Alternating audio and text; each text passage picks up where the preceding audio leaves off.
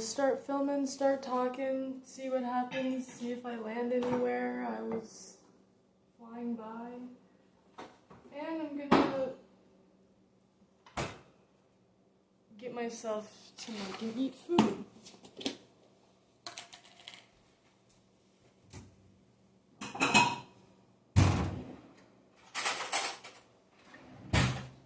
So to cut to the chase, I was talking to someone recently about whether humans are innately selfish, okay? And you might have your feeling or thoughts or opinion right away. I did, right? Right when I hear that, I go, that doesn't feel right. It doesn't feel like humans are innately selfish.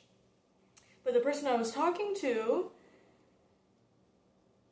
in my opinion, has a pretty colonized mindset. This person, a lot of what they think and believe seems to be largely from the last 6,000 years of colonization. You know what I mean? I don't know, this person even said a couple years ago that CEOs deserve extra millions and millions and millions of dollars because they sit in meetings and make decisions. Like, this person was really trying to say that, like,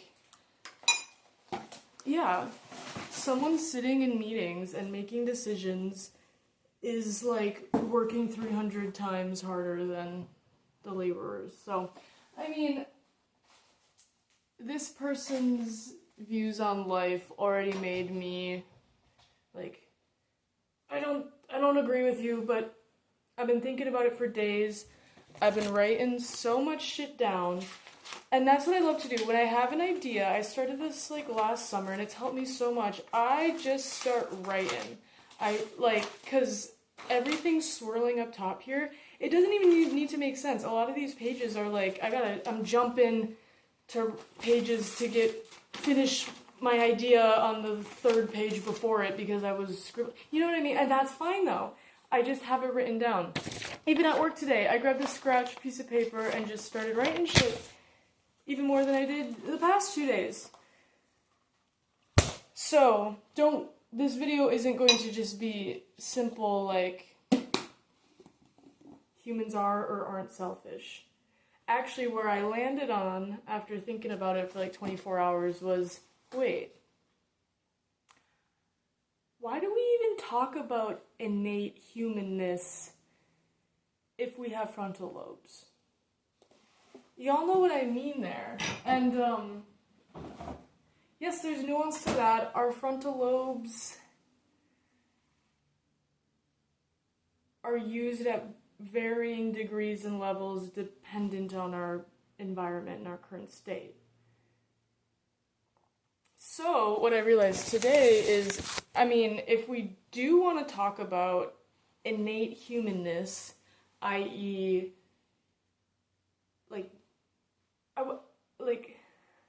I see that as, like, what we naturally do without decision-making or thought, which is the frontal lobe. So, like, how do our bodies run without the environment changing us and without thinking? Because our thoughts are based off of the environment. So the only way we can get to, like, probably, like, the most, or the least amount of frontal lobe used, the most amount of behavior based off of innate biology, but also behavior that we're deciding with our frontal lobe is also just kind of our biology at play. Is our biology making the decision, and we're here to witness it, and to have a left hemisphere frontal lobe that rationalizes it?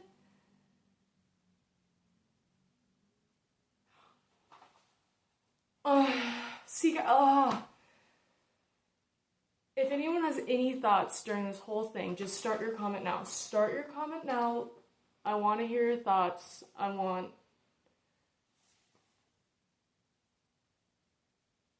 interested. So, probably like, if we're going to talk about innate behavior, not including the frontal lobe, then like that most concentrated innateness, the least amount of thought and decision would be in survival mode, right? In fight, flight, freeze, fawn. There's probably a million things that we do in a survival mode, and we only got fight or flight for a couple decades. Now we've got freeze and fawn. But still, just so everyone knows, like, these institutions that are giving us these labels and ways to think about people and conditions and, like, it's all still... I think we know this much out of this much of the universe, you know what I mean? So when I use, like, terms like that, just also realize that I'm not taking that as, like, complete objective fact. So back to, humans are probably the least, humans' behavior is probably,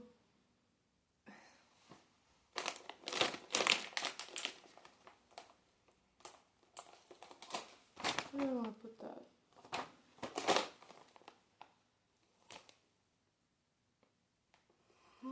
How do I want to put that?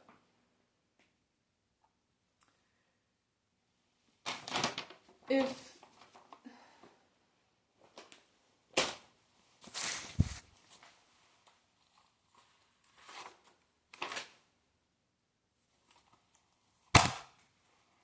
a big part of being human and being, widening that scope, being mammalian,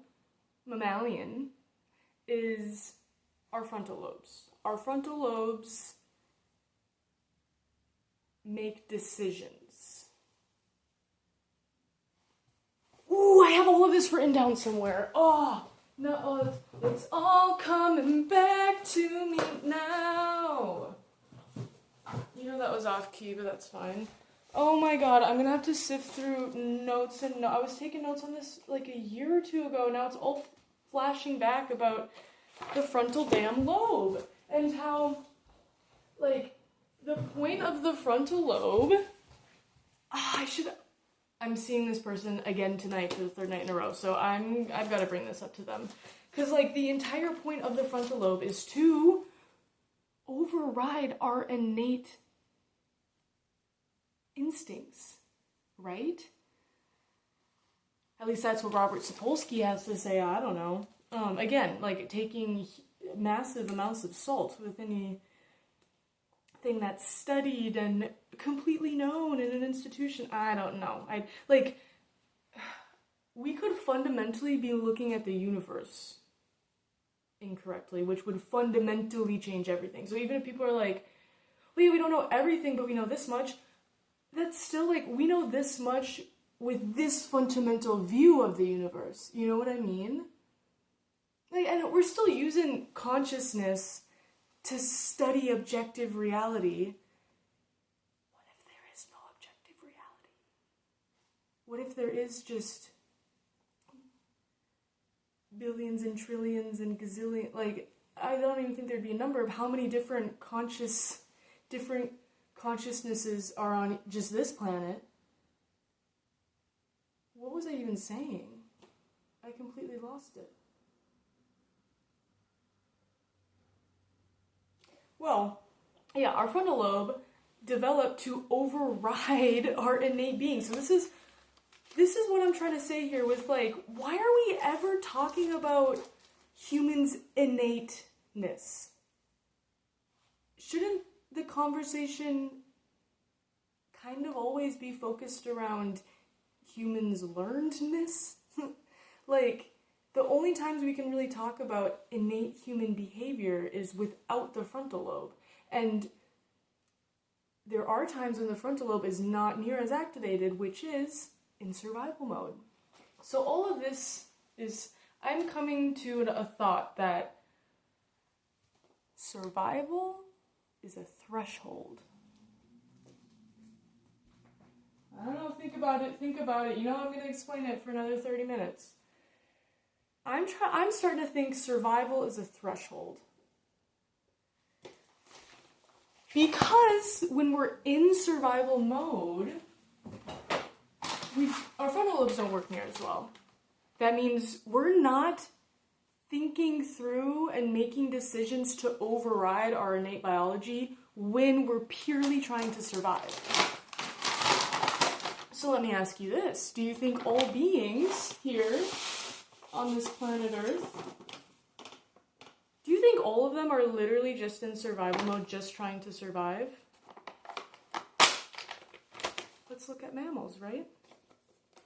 Something very distinct about mammals is their socialness. Ooh, right? Like, not only us, cetaceans are my favorite group of animals, whales and dolphins. They're insanely more social than us. Guess what? Like, is it just dolphins or all whales? Because dolphins are technically whales.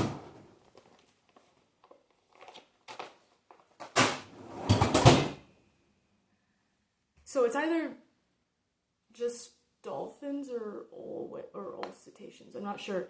They literally have like 3 lobes. They have like something in between their 2 different hemispheres, like a whole different part of the brain. Or maybe is it just that their insula is that big, it's like a whole different type of the brain? I'm gonna have to fact check myself on this. Something with dolphins, maybe all whales, they have a huge portion of their brain that only has to do with socialness and connection and feeling. And isn't that just fucking beautiful? So you know what else these social types of mammals do? Huh?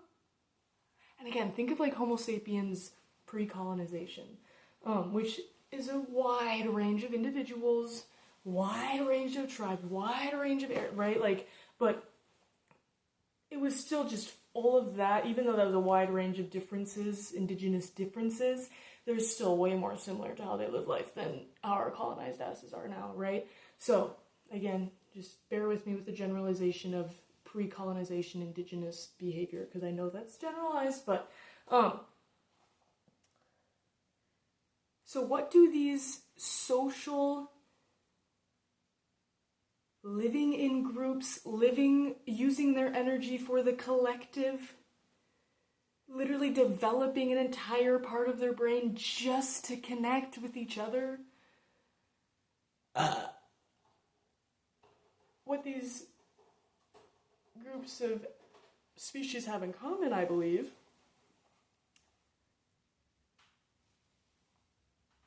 they had their needs met through community, right? They learned, I'm guessing, I don't know, correct me if I'm wrong here, but they learned to be social to help their survival. And this is where I'm getting at, where I believe survival is a threshold, because what happens when your needs are met and you're no longer in this survival mode of I need food, water, shelter? What happens then when all that's met from being a part of a group? You're probably not going to get out of that survival mindset if you're just by yourself. You know what I mean? Or way less likely to get. So what? You start to fucking play, people. You start to fucking play. You start to fucking connect. You start to fucking love. You start to fucking love. When your needs are fucking met, you start to fucking love. You know what I mean? When your needs are met, you learn how to love. Or not that you learn, you have the capacity to connect and love. Like, when you're in survival mode, you literally cannot think yourself. When you're in survival mode,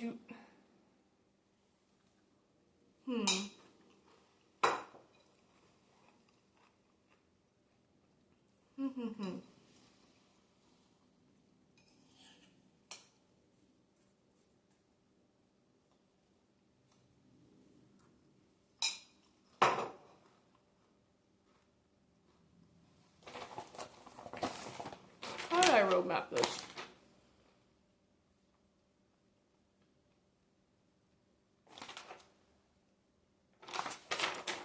I don't know where I was going there. I'll just start reading something, see where I go. Starting off here, are humans innately selfish? You can only talk about human innateness in specific times when the frontal lobe is blocked, for lack of better terms. The frontal lobe is severely underworking when you're in survival mode. So then maybe the question shouldn't be, are humans innately blank?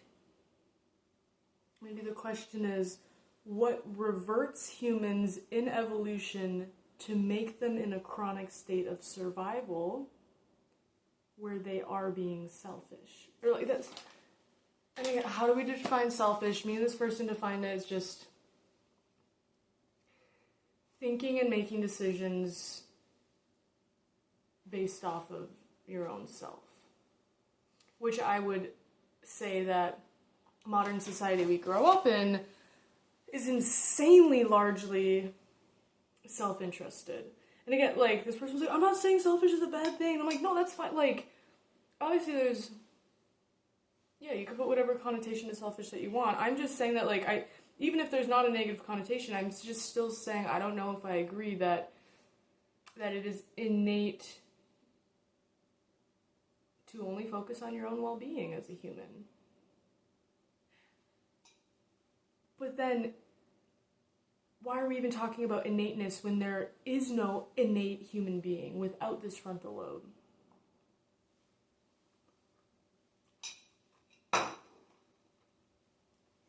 Humans evolved to thrive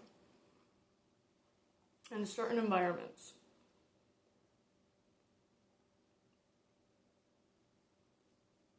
We shouldn't be asking what is innate to a human. We should be asking,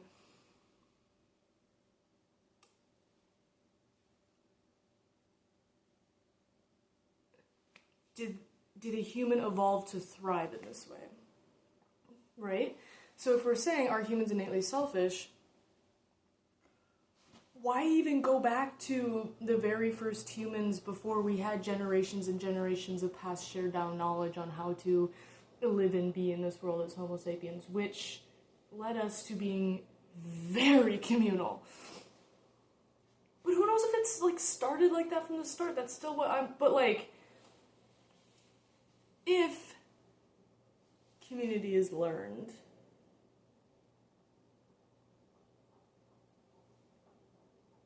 if humans evolve to thrive in community, why are we no longer living in community? Is it because humans are innately selfish? Or is it because humans were ripped from the link of thousands of generations of passed down knowledge and wisdom, how to survive on Earth with the cycles of the seasons, with your brothers and sister humans around you? That is how we evolved to thrive. So if right now we're not living that way, it shouldn't be a question of what is innate to the human. It should be a question of how did humans evolve to thrive, and how and why are we not living that way now? Where did that change? Why did that change? What can we fucking do about it? What can we fucking do? Where I've landed on is,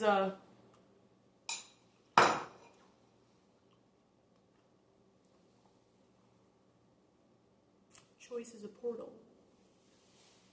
Survival is a threshold, and choice is a portal. You know what I mean? Like, TM, Dana Joe Talk Show. The only thing an individual, no matter how much you want to believe you can, an individual physically cannot revert the entire world to go back to pre-colonial practices, right? What can an individual do? Make a choice. Your own choice. That's why they say the revolution will not be televised. It'll be live and it first happens in your mind. You cannot, sorry if this upsets you, you personally cannot change the whole world. You personally can change your whole world. Oh, I love that. Ooh, I'm getting such good things. Survival's a threshold. Choice is a portal. What was this last third fucking thing I said? You can't change the world, but you can change your world. Yes! And literally, like, we don't have to worry about take anything in your life. Right now, I have to clean my whole apartment. I always do. I clean it, and then the next day there's clutter. And then I just let the clutter be for a couple weeks, and then I clean it. I don't like that pattern I've gotten into, but it's how it is. When I look at everything, every little thing I have to do, and I have to move, and I have to put away, and I have to... That's so much stuff. I'm gonna move soon, thinking about moving every little thing. That's so much stuff. Right? But analogy to changing the world, trying to make humanity go back to a place where we're living in systems that we evolved to thrive in. You can't focus on that. Or like, I mean, you can for a little bit, right? Or you should be cautious and aware of that. You should be cautious and aware of everything I have here. But if I only focus on thinking and looking at all the small things right now, I'm not going to do anything. I'm going to go, I can't do it. And I do that. Like, so, right? I look around and I go, I can't do all this. And then I don't. But guess what? Looking at one thing, looking at this one French press on the counter out of place, I go, when I look at that one thing, I can change that.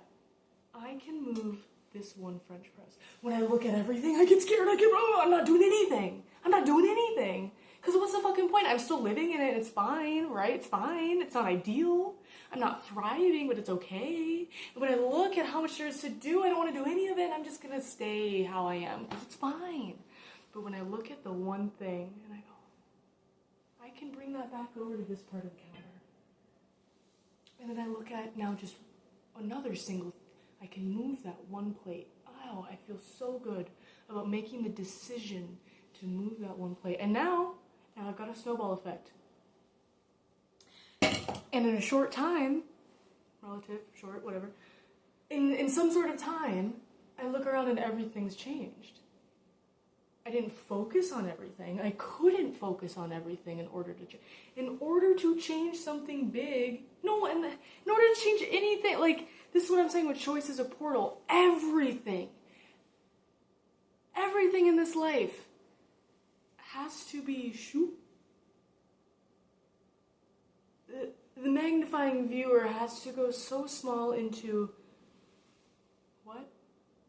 The here and now.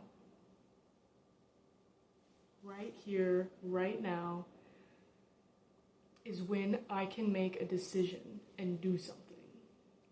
I have to be right here, right now, to look at that French press, and only that, to focus all of my energy. If I put all my energy out on everything, I'm not doing anything. If I focus all my energy into one thing, make one small decision, one small action, that's entire life, baby. That's entire life. Oh, shit. So where am I going with this?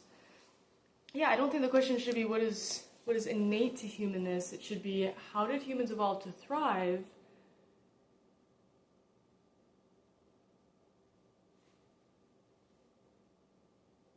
And if a human isn't living in that way that they evolved to thrive in, what in their environment changed to make them behave that way? There is no innate humanness because humans have only learned from each other. And that there are these acute times of the frontal lobe being offline. You blackout drunk, your frontal lobe is nowhere, Like, that is purely, innately you, You're not thinking. But also, it's not completely offline, right?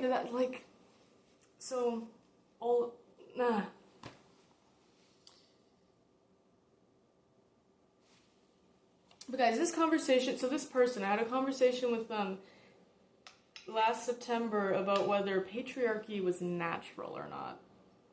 Again, I don't know who you are listening to this and what your first feelings and thoughts are, but that did not sit right with me. So I said, that doesn't feel quite too right. I'm not trying to sit here and tell you, you're wrong. I'll tell you exactly why you're wrong. You're saying a strong, objective opinion. And I'm going, hey, that thing you're trying to say so objectively, I don't think is so objective. And you might be on a whole different path, I don't know. But that conversation changed the trajectory of my life. Like, not kidding. Like, I've been on this path to figuring things out. Well, now I'm on a path to just living. I'm not trying to figure it out, but if a conversation comes my way, I'll think about it, but I'm not seeking, I'm not trying to figure everything out anymore. I feel like I have my own basic understanding of what I think this place is, and that's all I need. Which is love. Like, it just gets that simple, where, like, I really do think the point of it all is just to love through connection and relationship and peace and contentment. So, pretty sure my instincts were right when I went, that doesn't feel like patriarchy's natural. I don't know, let's look into it together.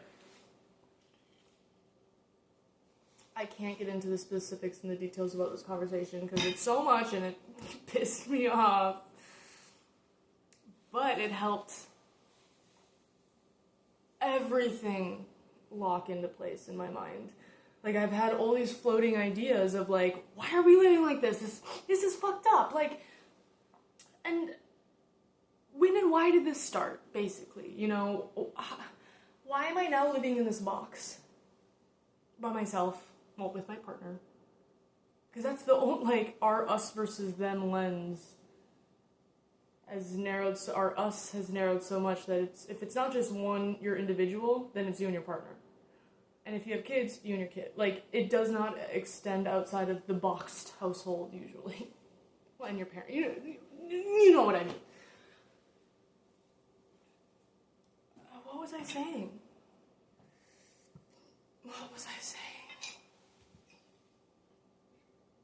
Oh, so yeah, this conversation clicked everything into place of, like,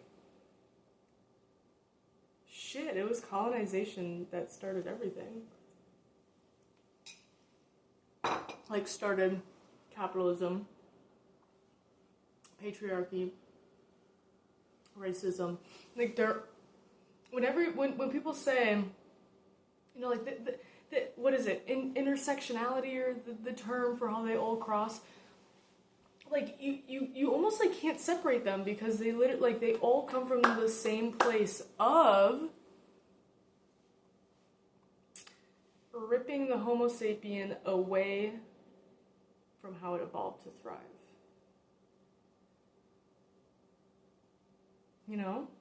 And I read a beautiful BBC article during this first conversation debate that just changed my whole life. It's so beautifully explained how in their head, how they think. Everything's still not, we don't know for sure, but this BBC article is explaining how our earliest evidence of Homo sapiens settling was like 10,000-ish years ago, post-Ice Age. They're like right at the end of it. I'm not good at history and dates. But there's absolutely zero evidence of a male and a female's lifestyle being different until like 4,000 years after settlement. So a lot of people try and say that like settlement led to patriarchy, which technically you need settlement to accumulate, but settling doesn't automatically lead to accumulation. So 10,000 years ago, they have evidence of men and women eating the exact same diet, which is like, I guess, pretty rare in the last 6,000 years. Like, just all their research showed that they could not find evidence of lifestyle changes. It wasn't like women normally do this, they normally eat this, and men normally do, like, it just seemed like it was like gender wasn't a thing, right? Like, you were alive, and you did what naturally called to you, what felt good, and that would then be a gift to the group, and you receive all the other group's gifts. And that's why we thrive in community, because then the individual doesn't need to find food, water, shelter all by themselves. You have an entire group of people all working together to use their certain energy for a specialized task. And then if you're in your own energy flow, if you're doing what feels good to you and letting that be a gift to those in your community, and then you get all of the community's gifts back, like, why are we doing all this bullshittery when we could all just divide up into groups and make sure everyone can do something for survival, you know? What was I saying? I feel like I was on the track with something. Patriarchy, innateness. BBC article beautifully explained how there were no differences up until the idea of wealth and the accumulation of wealth. Because then guess what? If certain people are accumulating wealth,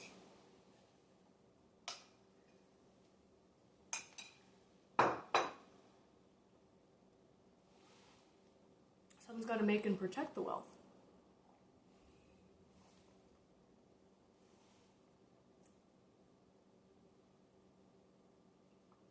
Someone's got to make the people. Who's going to make the bodies to make and protect the wealth for someone else? The vagina holders, you know? So this article beautifully explained how the first state, Mesopotamia, the start of statehood, which was the start of borders, which was the start of wealth, which was, you know what, like the start of patriarchy, colonialism, you know, like, all of that led to where we're at now, where, just how they explain, like, the rupturing of the family unit. It was just one little paragraph, and I'm gonna put this article down below in the description, because everything clicked.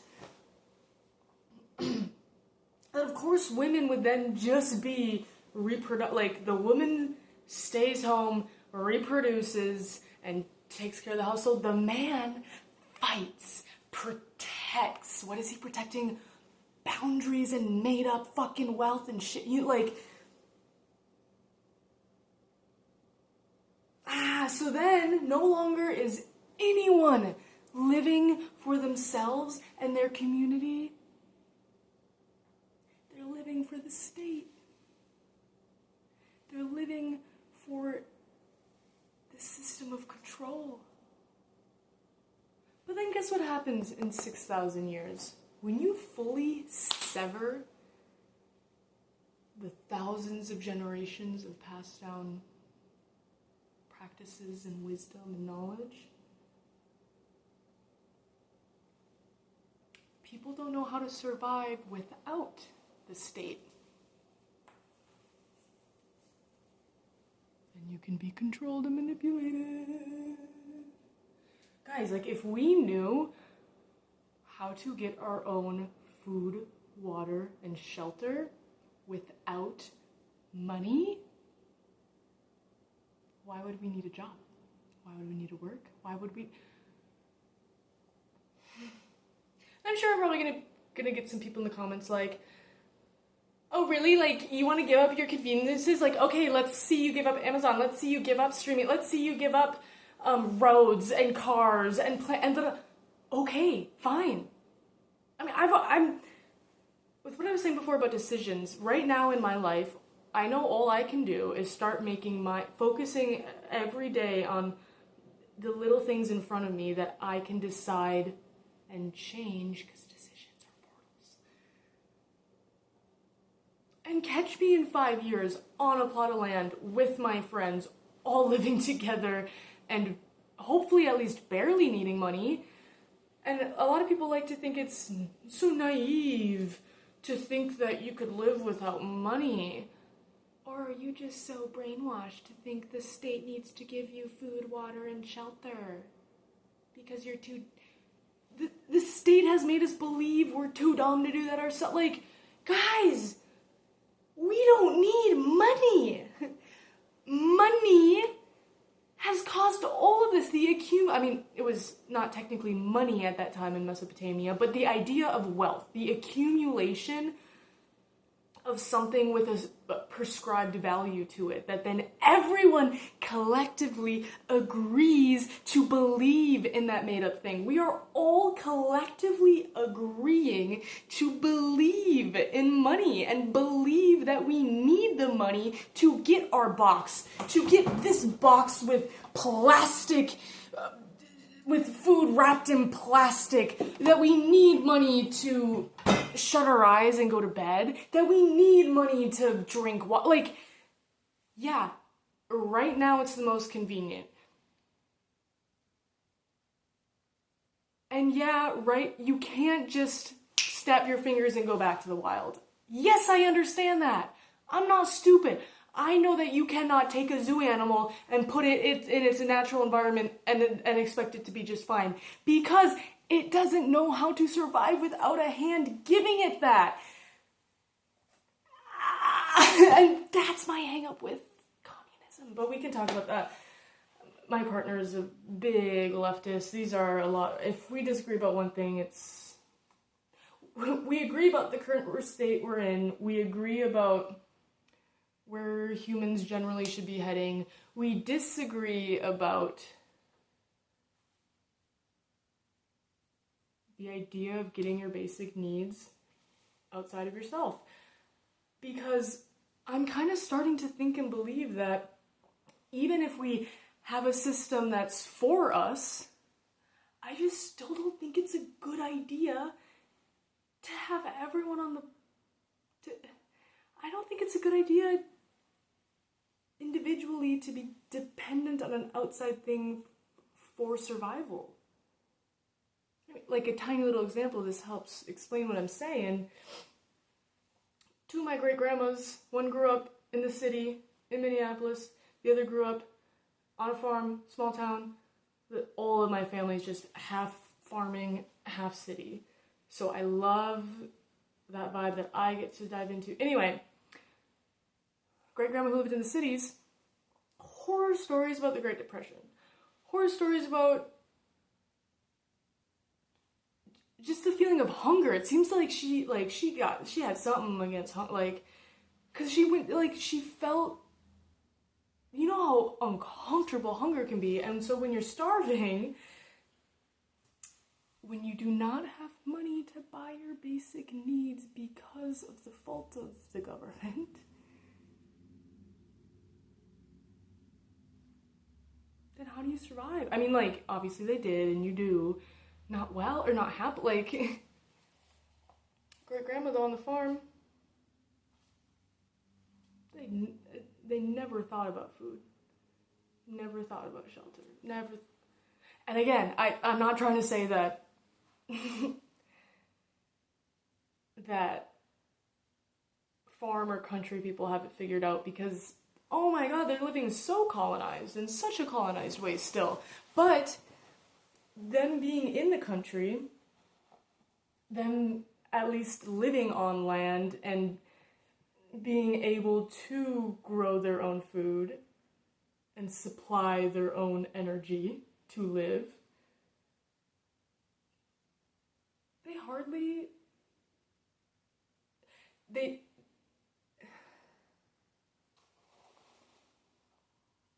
didn't really know what was going on. I mean, like, I'm sure they did in some different ways, and I'm sure, like, they were cutting down on different expenses, right? Because, like, if you're still dependent on the system, it's going to affect you. But at least in the basic survival way of food, they were completely unaffected by the Great Depression. And, like, I mean, yeah, if we could have an ideal utopian communist, everything's completely organized, and but it's still control. And a lot of this video is trying to talk more like, I know, biology, but now I'm just talking straight feels right here.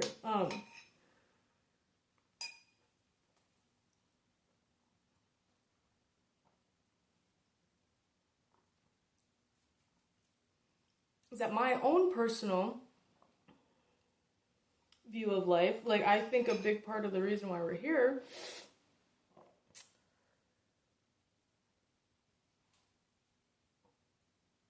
is to learn how to surrender. That doesn't mean you do nothing.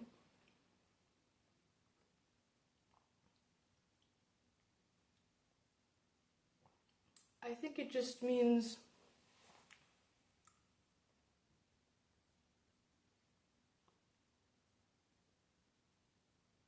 I don't know, I'm just always humbled by the fact that ecosystems are organized by life itself. Not by people, not by control. It almost seems like if you're living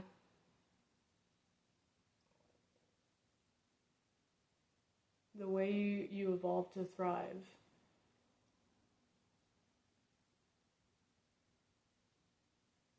I don't even know what I was saying. What the fuck was I saying? If you...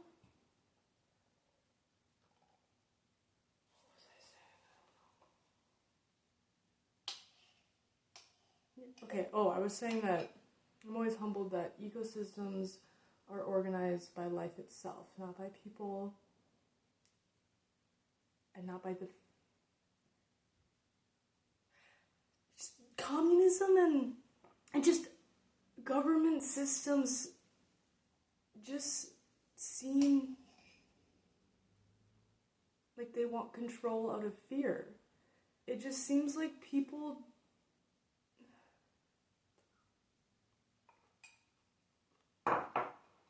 I don't know, like,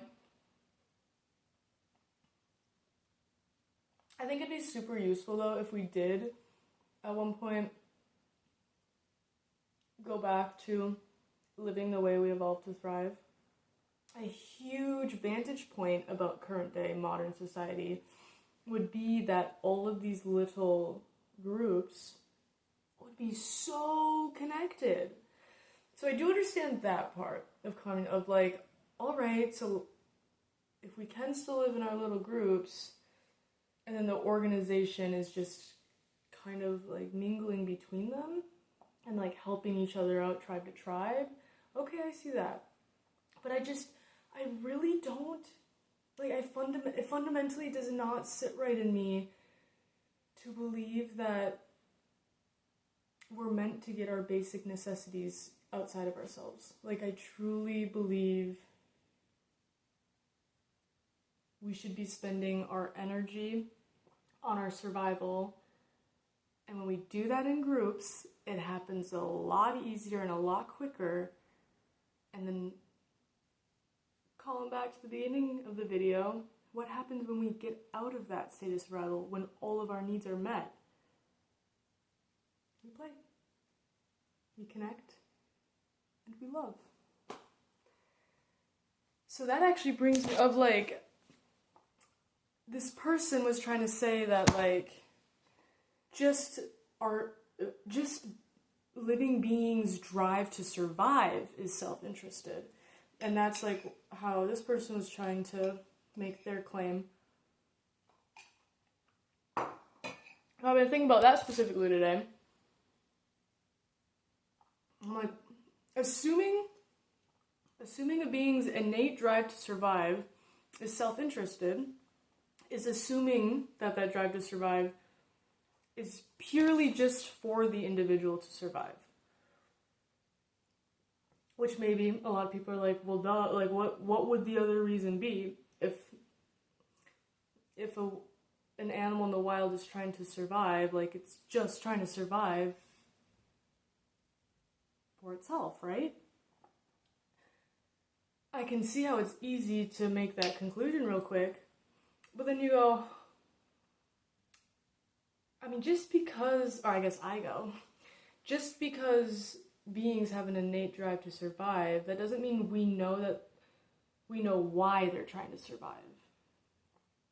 I do believe it's innate in our biology to try and have the body we inhabit live, but we don't know if it's self-interested. What if, we don't know why we're here. If we knew for certain somehow, some way that we were just here to survive and reproduce, then we could confidently say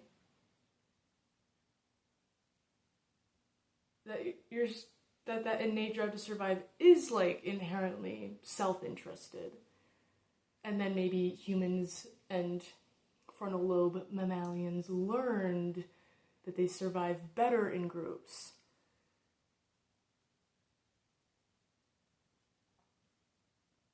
So then, like, that overrode the... So then the individual is living for the collective, not just for themselves, but maybe that was learned and not innate. But the thing is, though, we don't know why we're here. And we don't know why we have an innate drive to survive. Like, just because we know a being generally wants to survive, we don't know why. If we knew that it was just to survive, probably self-interested. What if we all have an innate drive to survive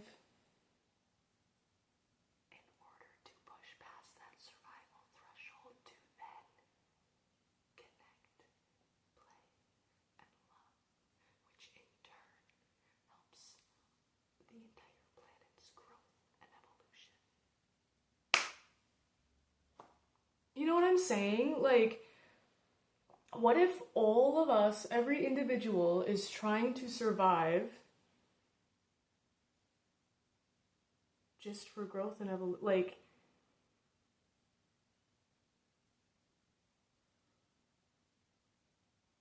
I just feel like a lot of us see the world as, like, yeah, we're trying to survive just to survive and reproduce. But what if we're trying to survive to then do something else? What if survival is just the first step? And that's what I'm getting hung up on. Like, this, like, that doesn't sit right with me, that our drive to survive is inherently self-interested. We don't know that. I'm not trying to say it is or isn't for sure. I'm talking about the patterns I see and what I feel, because a lot of this shit, like, we don't know, we can't know, and we'll never know. But to me, it seems like survival is just the first step. Doesn't seem like the whole biological purpose to me. You know? So this person, going back to the whole reason I started filming that conversation,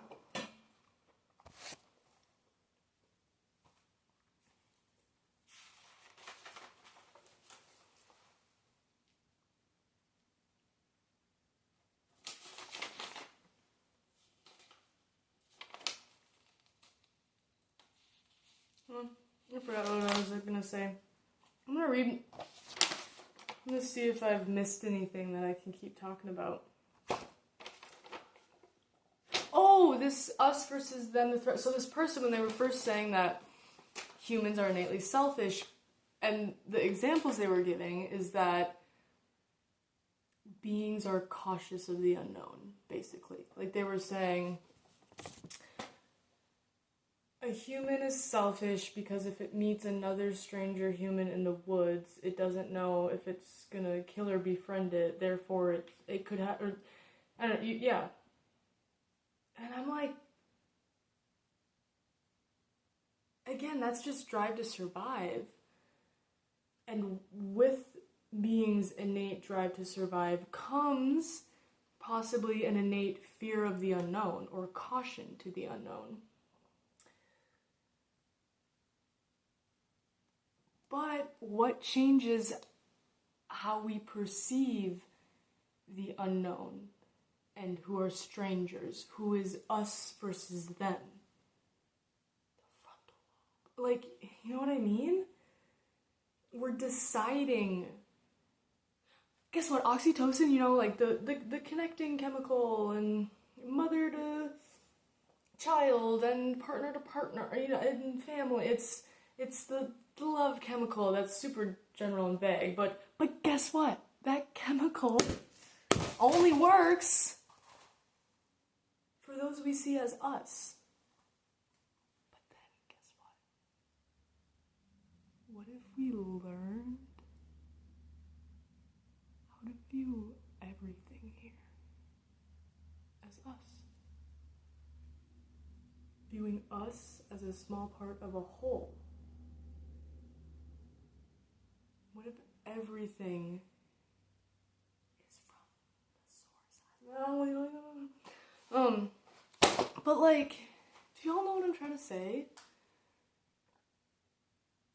I don't even remember what I was saying now. I've completely forgotten. Oh, us versus them.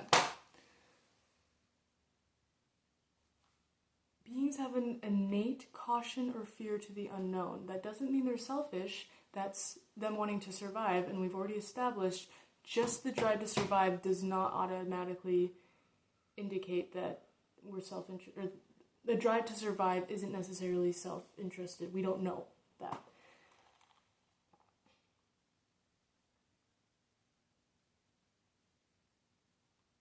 So then that made me think, did I write this down somewhere? Because this was oh, so then is the point of life to expand our view of us so that we can practice reaching a continuous state of peace, play, connection, love, no matter our external environment. Yeah,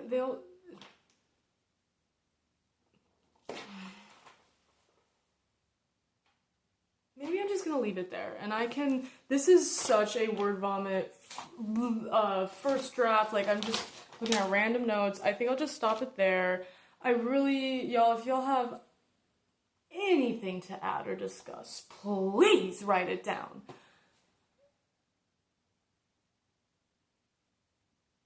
Like, even if you have something negative to say about something I said, well, not negative, if you have a criticism, please criticize all the way. Relate and agree all as much as you want. But yeah,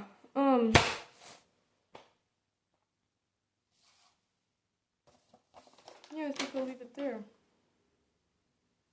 Is the point of life to expand our view of us so that we can practice reaching a continuous state of peace, play, connection, love, no matter our external environment?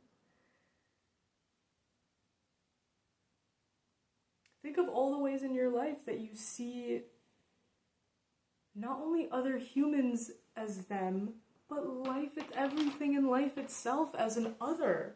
We're able to destroy this planet because it's an other. We're able to dislike another race or country because it's other. I'm saying we as in like humans in general, not you and me are racist. But we have right now, the times we're living in is such a small us and such a big them. And it seems like humans evolve to thrive when their view of us opens up and we live for the community, not for our household, and our view of them narrows. But, in indigenous times, that scope is still so different for every tribe, every area. You know what I'm not trying to make a monolith of indigenous culture, but it seems in general, their us was bigger, their them was smaller. And that's what I'm saying is in this day and age we're living in, I actually think something beautiful could happen is, since we're all so interconnected,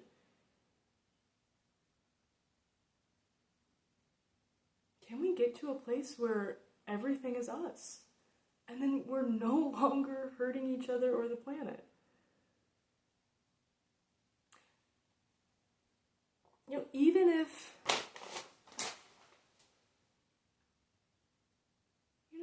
your tire flies off your car while you're driving down the road.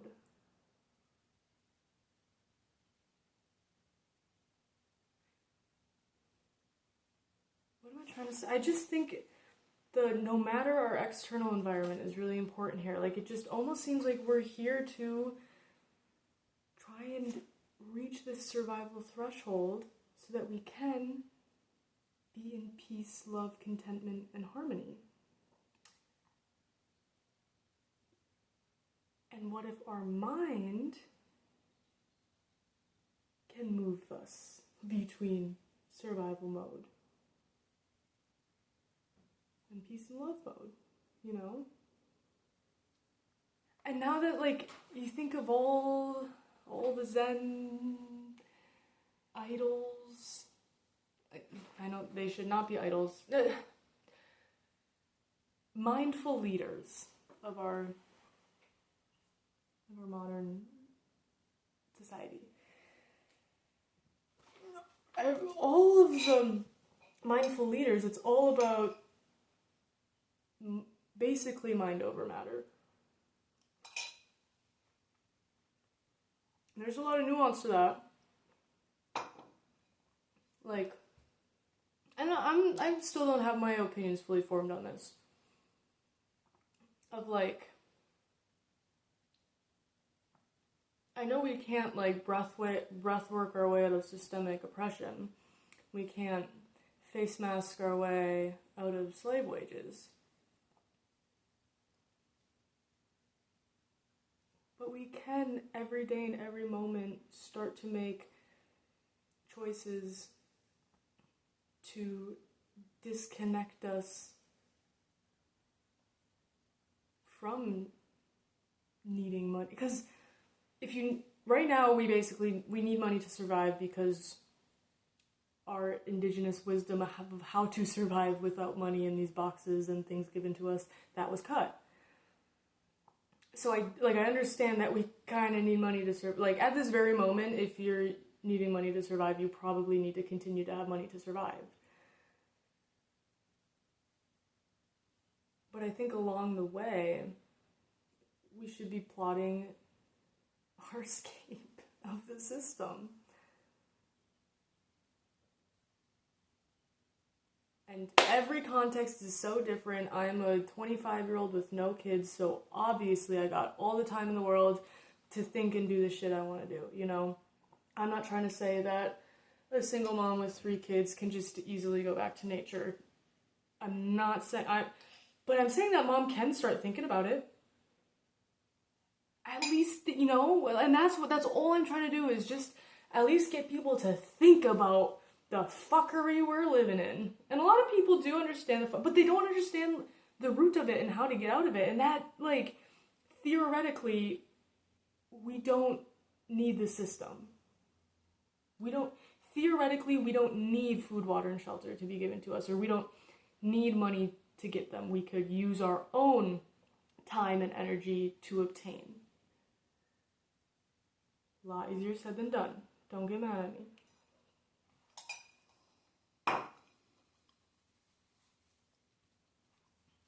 Yeah. It almost seems like most people on this damn fucking planet are stuck in a survival mode. They're not able to think, which would then help them think and decide who is other, who is them. Then they can think about opening up their perspective and mind, how they think, how they behave, and use that in a collective and not an individual way.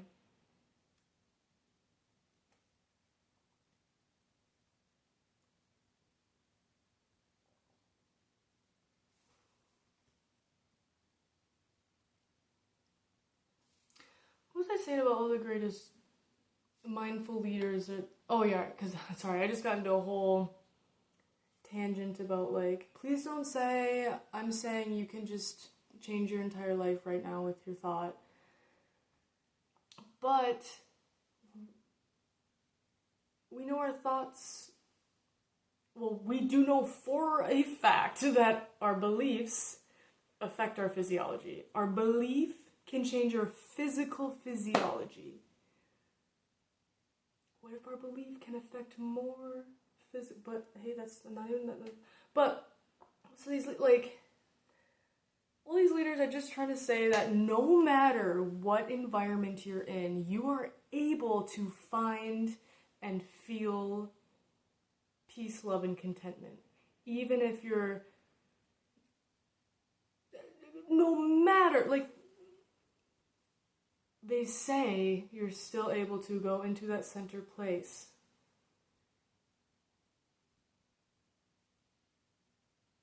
And feel connection and love to another human. Not even just human, to something outside of yourself in this world.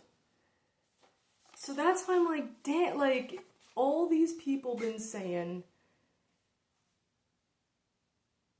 the Garden of Eden, the Garden of Eden is within. The kingdom of heaven is within.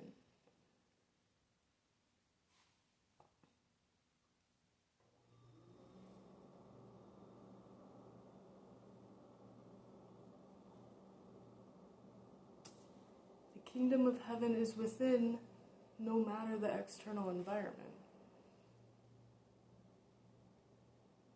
I don't know where I'm going to now. We'll see where this. I don't know what.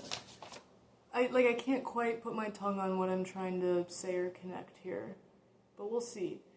Really curious to see other people's opinions. Damn, this is over an hour long. I actually really don't want to go through this and edit it.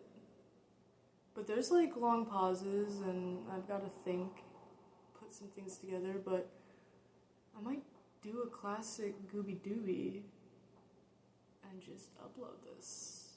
I don't know. Okay, that's all I got for now. Goodbye.